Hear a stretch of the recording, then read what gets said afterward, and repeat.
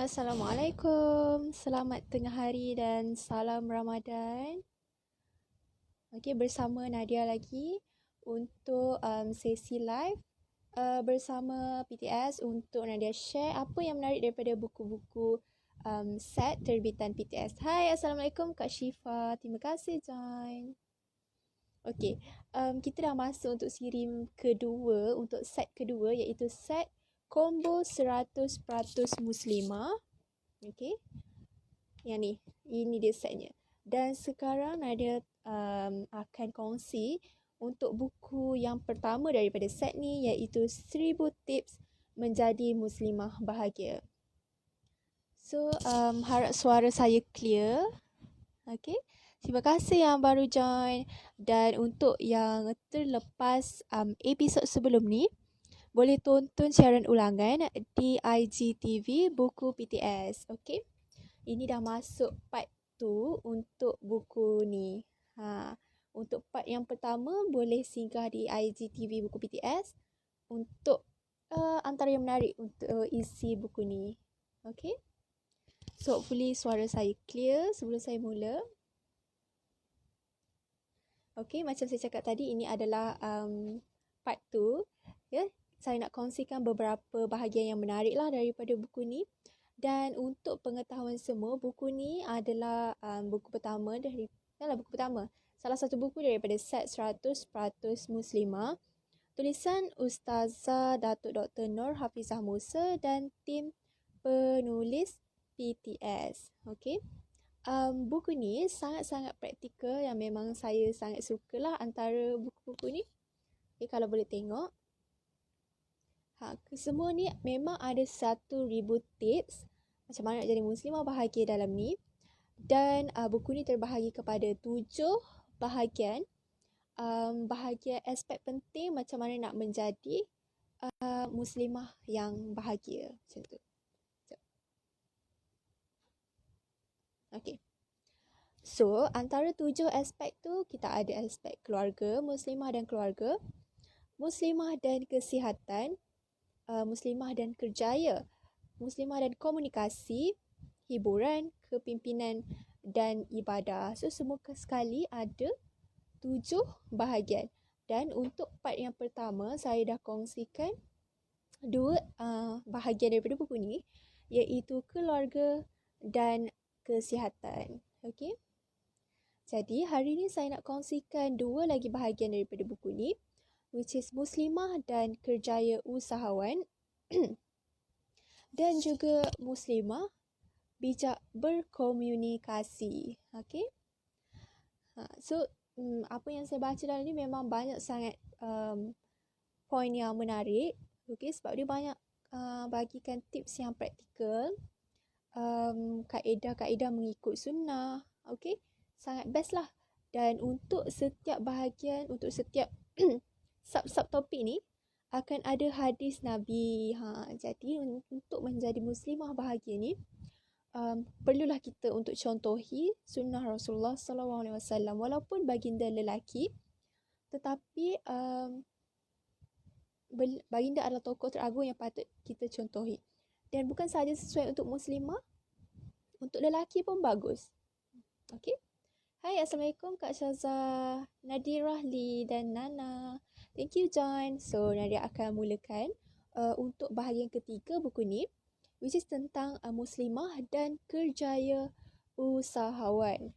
So, dalam nak berniaga pun patutnya kita contohi bagaimana Rasulullah berniaga. Jadi, ni Nadia nak kongsikan. Kalau boleh tengok tajuk dia kat sini, banyaklah yang menarik and banyak aspek yang tentang perniagaan lah. Banyak hadis-hadis Nabi. Jadi dia akan kongsikan sikit. Antara yang pertama daripada tajuk muslimah dan usahawan ni, tajuknya usaha dengan tangan sendiri. Okay. So macam kita tahu, perniagaan memang sunnah Nabi. Rasulullah berniaga ketika usia muda lagi. Malah dengan berniaga, baginda gunakan untuk jalan dakwah. Nampak tak? Maksudnya 2 in 1 lah. Walaupun sambil berniaga, Rasulullah dapat juga berdakwah. Okay. Dan saya nak petik hadis Rasulullah dalam ni. Miqdam merekodkan Rasulullah SAW berkata, tidak ada makanan yang lebih baik bagi seseorang kecuali makanan yang diperoleh daripada hasil peluhnya sendiri. Nabi Daud juga makan daripada hasil peluhnya sendiri. Jadi nak maksud hadis ni nak cakap yang Rasulullah menggalakkan kita untuk berusaha cari rezeki yang halal dan diperoleh daripada titik peluh sendiri. Okay. Dan dalam Al-Quran sendiri mengatakan supaya kita keluar bekerja mencari rezeki. Dalam surah Al-Jumu'ah ayat 10. Kemudian selepas selesai solat, maka bertebaranlah kamu di atas muka bumi dan carilah apa yang kamu hajati daripada limpah kurnia Allah, serta ingatilah Allah banyak-banyak dalam segala keadaan supaya kamu berjaya dunia akhirat. Maksudnya,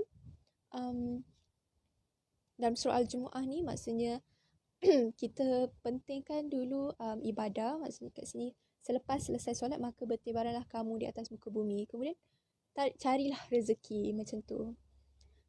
Okay. Okay, sedikit info. Yang menariknya buku ni ada info, ada tips praktikal, ada hadis Nabi. Macam tu. So, sangat menarik.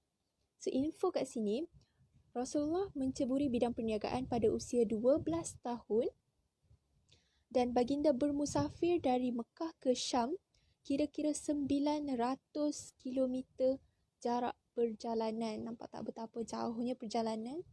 Dan pada usia yang muda lagi, baginda dah pun berniaga. Okay.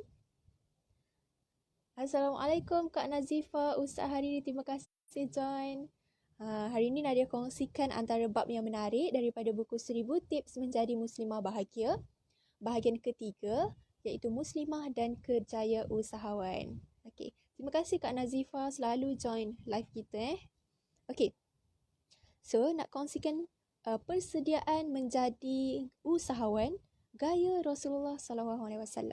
Okay. So, ada 5 tips yang disenaraikan dalam buku ni. Pertama, mulakan dengan niat yang betul dalam melakukan setiap pekerjaan. Okay. Yang kedua, tulis atas kertas perancangan strategi dan penjanaan idea. Ketiga, mulakan perniagaan secara kecil-kecilan dulu. Keempat, pilih produk yang lebih mudah untuk dijual, seperti menjual makanan ataupun perniagaan atas talian. Dan kelima, memulakan perniagaan berdasarkan kepakaran yang dimiliki. Contohnya, menjahit, menguruskan wang. Okey, macam tu. So, inilah antara tips persediaan usahawan gaya Rasulullah SAW. Mula dengan niat yang betul, rancang strategi, mula secara kecil-kecilan dulu, pilih produk yang mudah dijual dan mulakan perniagaan berdasarkan kepakaran. Okay. So, itu antara tips Rasulullah. So, macam saya cakap tadi, bukan sahaja sesuai untuk muslimah, lelaki pun sesuai untuk dapatkan buku ni. Setakat yang saya baca ni, sesuai lah untuk both gender. So, boleh dapatkan. Sebab banyak sangat benda best yang saya nak share dalam ni. Okay. Lepas tu, seterusnya juga ada dikongsikan tajuk melenyapkan keberkatan. Okay. Tajuk melenyapkan keberkatan. Pelik kan? So, nak cakap ke sini, Rasulullah ajar kita bila buat something, bila buat pekerjaan, bersungguh-sungguh. Okay, untuk dapatkan keberkatan Allah dan jangan buat perkara yang melenyapkan keberkatan tu. So, ada hadis Nabi dalam ni. Direkodkan daripada Abu Hurairah bahawa aku mendengar Rasulullah bersabda, bersumpah untuk meyakinkan pembeli adalah bagus sehingga pembeli jadi membeli tetapi akan melenyapkan keberkatan. Maksudnya kat sini tak berkat lah. Kurang keberkatan bila kita bersumpah dalam membeli. Maksud bersumpah ni contohnya, ada orang tanya, pakcik buah mangga ni manis tak? Orang tanya macam tu. So, kita sebagai penjual ni kita cakap, wallahi buah mangga ni manis. Maksudnya bersumpah. Tapi kalau pembeli tu dapat buah mangga yang tak manis, so seolah-olah kita penjual berbohong. Dahlah kita bersumpah atas nama Allah pula tu. Jadi tak digalakkan untuk bersumpah dalam perniagaan. Okey, faham? Itulah antara yang menariknya kat sini. Okey. By the way, kalau ada soalan ataupun nak share apa-apa, boleh je tulis di ruangan komen. Okey, nanti saya akan bacakan. Okey. Seterusnya, dalam tajuk ni juga ada kongsikan tips persediaan menjadi usahawan berkat. So, macam mana nak mendapat keberkatan dalam perniagaan? Pertama, tidak mengamalkan sumpah palsu. Okey, untuk yakinkan pelanggan. Kedua, menyatakan secara jujur tentang keadaan barangan yang dijual. Jujurlah kalau benda tu tak elok ke, ada macam pakaian ke kan, macam pakaian ni jahitan dia tak elok sikit ke bawah ni ke apa, semua tu kita kena nyatakan secara jujur lah. Ketiga, memberi layanan yang terbaik kepada pelanggan. Keempat, ambil masa untuk berbual dengan pelanggan untuk tahu minat pelanggan. Dan yang kelima, belajar cara perniagaan Rasulullah dengan sentiasa belajar daripada sirah hidup baginda. So, macam biasalah, untuk menjadi usahawan mestilah selalu kena upgrade skill kan. So, skill yang terbaik adalah belajar daripada sirah Rasulullah SAW sendiri, bagaimana baginda menjalankan perniagaan. Okay? Okay, itu yang antara yang menarik. Banyak lagi lah antara dalam bab ni, macam share tips untuk menjadi usahawan yang berjaya. Untuk bahagian 3 ni. Okay, ini lagi satu yang menarik untuk bahagian muslimah dan kerjaya. Ingin perbanyakkan rezeki. So, this one applicable bukan sahaja untuk perniagaan, saya rasa untuk aspek lain pun boleh. So, hadis Nabi dekat sini menyatakan, Anas bin Malik merekodkan, aku mendengar Rasulullah SAW bersabda, sesiapa yang menginginkan rezekinya melimpah ataupun umur yang panjang, dia perlu menyambungkan tali silaturahim. Inilah antara tipsnya daripada hadis Nabi sendiri. Macam mana nak memperbanyakkan rezeki adalah menyambung silaturahim. Okey. Okey, macam saya cakap tadi, dalam buku ni bukan setakat ada, dia akan ada hadis Nabi, hadis Nabi, dia ada macam penerangan sikit tentang hadis, and then ada sedikit info, and then ada tips. So buku ni sangat best. Semua page macam ni. So saya sangat recommend buku ni. Okay. So antara tips memperbanyakkan rezeki ni, 5 tips juga. Pertama, berkenalan dengan kenalan baru pada setiap hari sekurang-kurangnya seorang. So, kenapa pentingnya berkenalan ni? Tak kira lah di secara fizikal atau alam maya. Kita sentiasa boleh belajar something new dengan orang tu. Okay, setiap kali kita bertemu dengan orang baru, sama ada kita gain something atau dia gain something daripada kita. So, sangat-sangatlah bagus untuk kita ada memperluaskan connection. Okay. Kedua, menyertai persatuan yang berkaitan dengan perniagaan yang diceburi. So, sesuai jugalah untuk usahawan ke atau apa-apa bidang yang anda minat, carilah persatuan berkaitan dengan bidang tersebut. Okay, contohnya anda buat apa meniaga makanan ke contoh kan. Joinlah persatuan ataupun orang-orang yang sama dalam bidang tu untuk kita tambah knowledge, untuk saling mengenali. Okay. Yang ketiga, menziarahi pejabat untuk membincangkan tentang perniagaan. Yang keempat, bertukar pandangan dan idea dengan rakan perniagaan. Yang kelima, aktif dalam perhubungan awam seperti media sosial dan elektronik. So, itu antara tipsnya. So, dia punya akar dekat sini, basicnya adalah nak membanyakkan rezeki adalah menyambung silaturahim. So, sambung silaturahim ni luas lah. Kita kenal orang baru, berkenalan dengan orang baru dan meluaskan connection kita. Okay. Assalamualaikum yang baru join. Terima kasih. Nadia tengah bincangkan bahagian 3 daripada buku ni, iaitu Muslimah dan Usahawan, Kejaya Usahawan. Okay. Banyak sangat tips yang menarik dalam ni. Saya tak boleh nak share semua sebab masa pun limited. Okay. Jadi nak kongsikan satu lagi daripada bab ni. Galakkan toleransi dalam perniagaan. Okay. So, antara tips yang menarik kat sini adalah kita amalkan mudah bergaul dengan pelanggan dan rakan saingan dalam perniagaan. So, mudah bergaul ni bukan sahaja dengan pelanggan tapi dengan rakan saingan. So, janganlah berdengki dengan rakan saing kita. Kedua, melebihkan timbangan tetapi menetapkan harga yang sama dalam jual beli. Ketiga, ceriakan wajah dan banyakkan senyuman ketika berniaga. So, adatlah kalau nak berniaga dia orang tengok muka masam je, susahlah nak beli kan. Keempat, menggunakan perkataan yang singkat dan mudah ketika berbicara dengan pelanggan bagi mengelakkan salah faham. Dan yang kelima, memenuhi permintaan pelanggan secepat mungkin. Contohnya bertanya terus apa yang diingini oleh pelanggan. Yang ni sangat sesuai lah untuk kita dalam media sosial kan, kita berniaga secara online. So kita mudahkan urusan, penuhi permintaan pelanggan secepat mungkin. Jangan nak berbahasa-bahasi terlalu lama, terus penuhi permintaan customer kita macam tu. Hai Wani, Najihah, Afika, terima kasih join live tengah hari ni.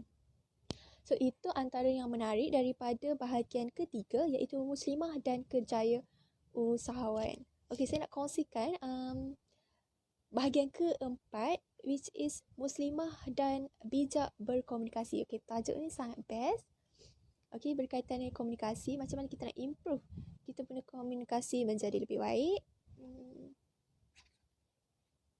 Okay. Okay, sangat-sangat banyak tips yang best daripada buku ni. So, korang perlu dapatkan sendiri buku ni pada harga RM35 sahaja. Memang full dengan tips, 1000 tips menjadi muslimah bahagia. Okey, untuk bahagian seterusnya, bahagian keempat, Muslimah dan Bijak Berkomunikasi. Banyaklah komunikasi dekat sini, macam mana komunikasi kita dengan rakan-rakan, kita macam dengan dalam pekerjaan, komunikasi dengan kanak-kanak, dengan yang bukan mahram dan banyak lagi. So, saya nak kongsikan antara yang menarik dekat sini. Hadis Nabi dari yang direkodkan oleh Imam Tirmizi. Sayyidatina Aisyah berkata, Rasulullah SAW tidak berbicara dengan tergesa-gesa sebagaimana tergesa-gesanya engkau ini. Baginda berbicara dengan perkataan yang jelas dan terang, dapat dihafal oleh orang yang duduk di hadapan baginda. Nampak tak? Rasulullah cakap tak tergesa-gesa sampai sahabat boleh hafal perkataan tu. So, itulah antara yang menariknya. Dan antara tips yang dikongsikan dekat sini, macam mana kita nak kawal gemuruh depan khalayak ramai. Biasalah kalau kita bercakap depan umum, kita tend untuk cakap laju-laju, gerabah semua kan. So, dalam ni pun ada tips yang sangat praktikal yang membantu untuk mungkin pengucapan awam ke kan. Pertama, kawal pernafasan ketika bercakap supaya tidak didengari dengan ketara. Kalau bercakap tu jangan macam semput tau dengar bunyi nafas. Yang kedua, pandang ke arah wajah pendengar sama ada mata, dahi dan mulutnya. So, kita pandang wajah pendengar kita. Ketiga, bercakap sepatah perkataan yang jelas, difahami dan tidak bersambung. Okey, abaikan perasaan bercakap untuk cepat habis. So, slow-slow, sepatah demi sepatah. Macam tu. Seterusnya, pilih satu gaya untuk dilakukan ataupun genggam objek ketika sedang gemuruh. Contohnya macam kita selesa, macam tangan macam tu kan. So, okey. Kalau rasa gemuruh, pegang something macam pen ke, something yang membuatkan kita kurang gugup. Dan yang kelima, fokus kepada pendengar yang berminat dengan pengucapan kita supaya kedua-dua pihak mendapat manfaat. Itu antara tips yang menarik lah daripada bahagian ni. Ada banyak sangat tips saya nak kongsikan dekat sini. antara lain tips komunikasi yang baik adalah berlemah lembut. Okey, sebagai muslimah takkan kita nak cakap kasar ke, mencarut ke, semua tu patut dijauhkan. Ya. Dan kita tahu sendirilah lemah lembut ni adalah sikap Nabi sendiri. So, jadi kita patutlah amalkan sikap berlemah lembut dalam komunikasi. Antara tipsnya yang disampaikan dekat sini, pertama, jaga adab dengan kawan dengan tidak mengasari mereka. Okey, yang kedua, keluarkan kata-kata yang baik supaya orang yang mendengar tidak terasa hati. Yang ketiga, gunakan intonasi yang bersesuaian ketika bercakap dan minta pertolongan. Keempat, berfikir sebelum bercakap supaya tidak meninggalkan kesan yang buruk. So, ni sangat-sangat penting lah, berfikir sebelum bercakap sebab perahu tak boleh diundur kan. Dan yang kelima, tidak menyampuk sebelum mereka habis bercakap. So, inilah antara tips amalan yang patut kita lakukan dalam berkomunikasi. Okey. Okey, seterusnya bagaimana bercakap dengan sahabat. Itu pun ada dikongsikan dalam buku ni. Sekejap ya. Okey. Untuk tajuk ni, meraikan sahabat. Okey. Kepada yang baru join, buku ni macam saya cakap tadi, sangat-sangat praktikal, banyak tips yang dikongsikan, ada hadis Nabi, ada penerangan dia, ada macam info, and then dan tips lah, yang sampai 1000 tips tu. Okay, so untuk meraikan sahabat, dalam ni explain macam mana cara nak berkomunikasi yang baik dengan sahabat. Okay, antaranya adalah berikan masa supaya mereka berasa lebih dihargai. Okay, sebaik-baik hadiah untuk teman adalah masa, sebab kita tak akan dapat balik masa tu. So, luangkan masa dengan sahabat kita. Dan menjadikan perbualan yang bermanfaat seperti tidak berkata buruk kepada orang lain. Jadi, luangkan masa dengan kawan tu, janganlah bergosip, kutuk orang lain. Jadikan perbualan kita dengan kawan tu bermanfaat. Okey, antara lain tips yang diberikan adalah beri perhatian ketika berkomunikasi. Maksudnya waktu dia bercakap tu kita fokus lah. Kita tumpulah perhatian dekat dia kan. Tidak mengabaikan sahabat. Tunjukkan reaksi yang baik ketika sahabat sedang bercakap. Dan terdapat pengajaran yang boleh diambil ketika berbual. Jadi kalau boleh elakkan berbual kosong. Cuba adakan manfaat lah dalam setiap perbincangan kita. Terima kasih yang baru join, Zara dan Zamir. Okey, Nadia tengah kongsikan antara tips muslimah dan bijak berkomunikasi. Okey, antara lain yang dikongsikan adalah komunikasi kita sebagai seorang pemimpin. Yang tu pun ada dalam buku ni. Okey, sekejap. Banyak sangatlah benda pasal ni, sebab saya sangat galakkan anda untuk dapatkan buku ni. Okey, untuk dalam ni kan, seni komunikasi, ucapan berpengaruh seorang pemimpin, memimpin orang yang lebih tua, perhubungan awam dalam misi dakwah. So macam kita tahulah, tokoh inspirasi terhebat kita adalah Rasulullah Sallallahu Alaihi Wasallam sendiri sebagai pemimpin. Okey. Okey. Banyak sangat saya nak kongsikan sini. So, saya share antara tips berkomunikasi sebagai pemimpin ataupun di hadapan orang awam lah. Pertama, gunakan bahasa yang betul dan jelas. Keluarkan kata-kata yang berisi. Okey, berisi fakta sesuai dengan keadaan. Bercakap dengan lantang dalam menangani isu yang bersifat kritis bagi meraih kepercayaan orang yang bertanya soalan. Seterusnya, berani untuk membuat keputusan dan menanggung risiko. dan sentiasa mengutarakan idea yang bernas serta dapat menyelesaikan masalah ketika berkomunikasi. So itulah antara gaya komunikasi cara Rasulullah SAW sendiri.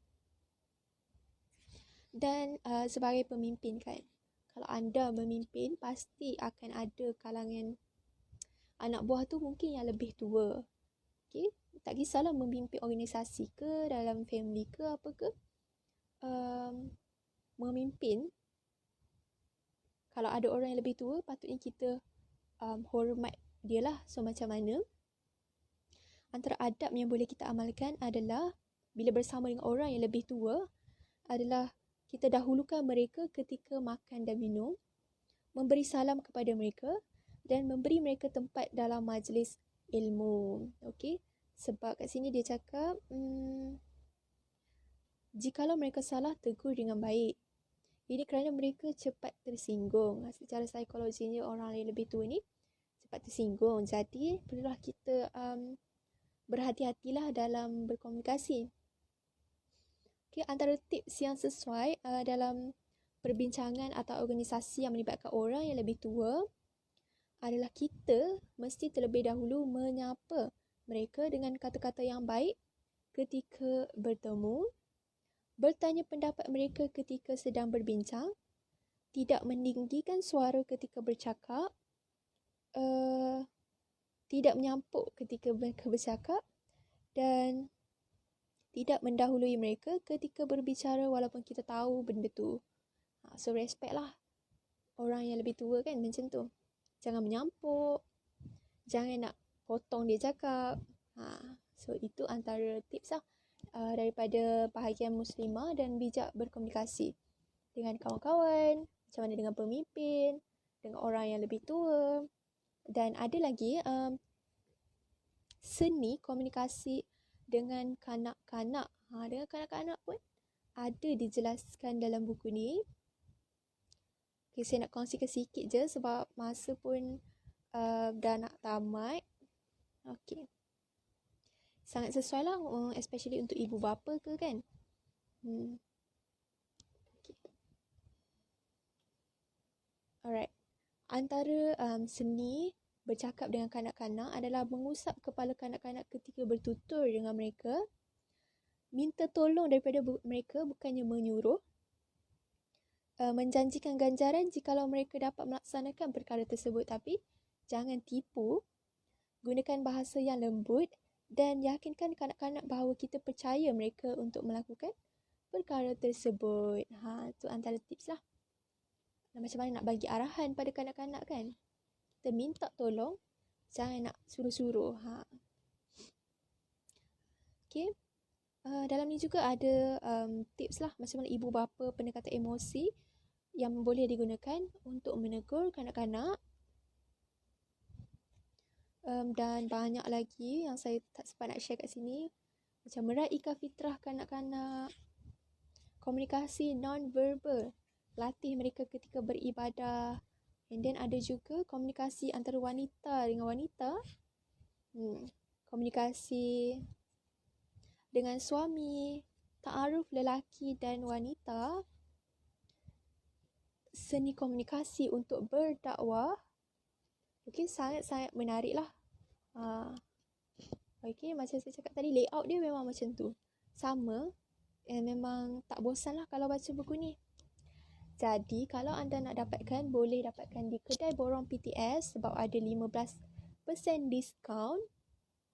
Dan beli secara online di bookcafe.com.my dengan harga RM145 set free postage. Okay? Buku ni ada dalam set 100% muslimah. Sangat-sangat berbaloi untuk anda dapatkan. Dan buku ni loose RM35. So sangat berbaloi lah. Memang saya suka sangat buku ni. Dan saya sangat-sangat recommend anda untuk dapatkan. Okay. Untuk box set akan reprint lepas raya nanti. So kalau nak beli 4 buku sahaja, 145 free postage dekat bookcafe.com.my. Dan kalau nak box set boleh beli lepas raya nanti. Okay. Okay, dan nantikan esok nanti akan sambung part 3 buku ni. antara bahagian lain yang menarik daripada buku ni. So, masa yang sama, 12 hingga 12.30 tengah hari di IG Live Buku BTS. Okay, jumpa lagi esok. Terima kasih sangat yang join hari ni. InsyaAllah kita jumpa lagi esok. Okay, Assalamualaikum dan bye-bye. Selamat berpuasa.